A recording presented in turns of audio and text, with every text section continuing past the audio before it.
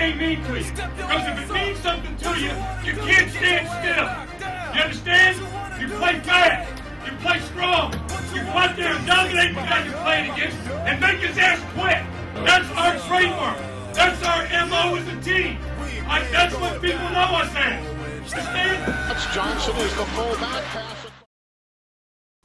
His name was Nicholas Lou Saban. Saban is widely considered one of the best coaches in college football history because he will never let his team panic or get out of the game plan.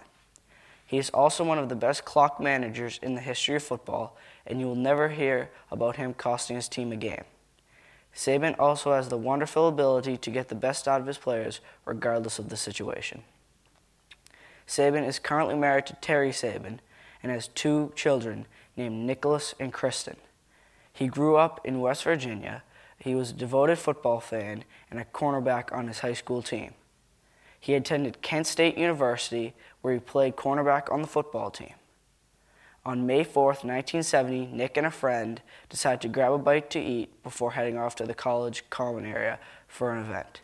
This simple decision possibly saved Saban's life because on this day was the fatal Kent State shooting. After graduating from Kent State, he took an assistant graduate job on the football team. And after only 3 seasons, at this job, he got promoted to defensive assistant. After failing to reach a bowl game in his 2 seasons as defensive assistant, he took an identical job at Syracuse University. In 1977, they went 6-5, and despite 4 wins to close out the season, he headed to West Virginia for the same defensive assistant job. After several more jobs and only 1 bowl win, Saban took his coaching abilities to the NFL as the new defensive backs coach for the Houston Oilers.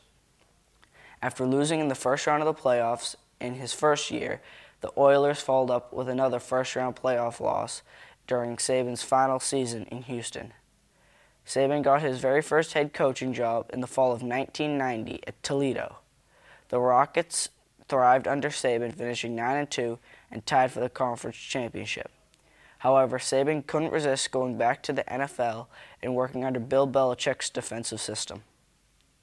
After 4 seasons as the Cleveland Browns and only 1 playoff win, he decided to head back to college to head the Michigan State Spartans. In Saban's first 2 seasons, he took the Spartans to 2 bowl games but lost them both.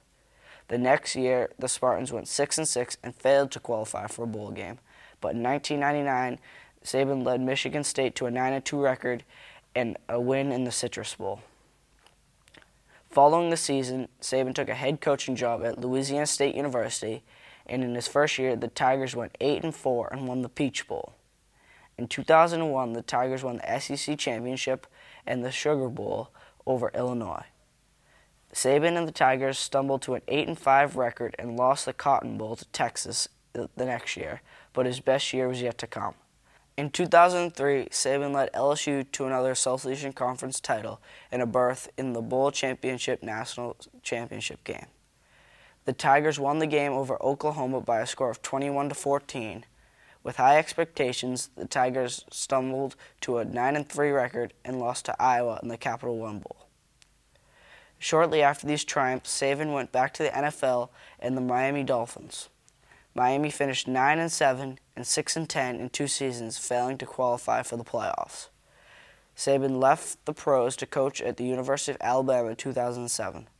After a disappointing 7-6 season, including a win in the Independence Bowl over Colorado, the Tide were just on what the horizon of they would become under Saban.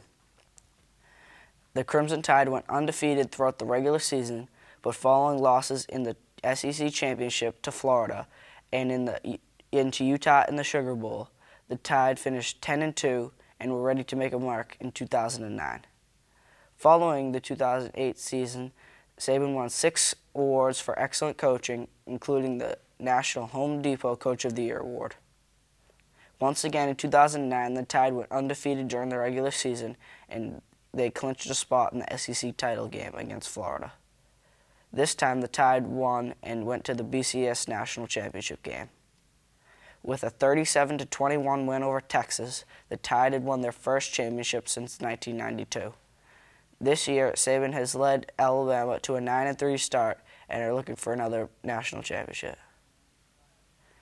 Saban appeared in his first movie, The Blind Side, as himself, the head coach of LSU back in 2005, but the movie shooting took place over the offseason. I picked Nick Saban to do for my biography because he is the man who turned the University of Alabama Crimson Tide around and led them to be champions in 2009, something I've never seen before in my lifetime. Saban is also one of the most influential men of the era, and he appeared on Forbes magazine shortly after signing a multi-million-dollar contract with Alabama. Hi, I'm Evan Rose from Watertown High School, and that was my biography about Nick Saban. Dominate is just not a word. You understand? It's a lifestyle. And it's the mentality you have, the bully mentality to go dictate everything in the game, every play of the game for 60 minutes.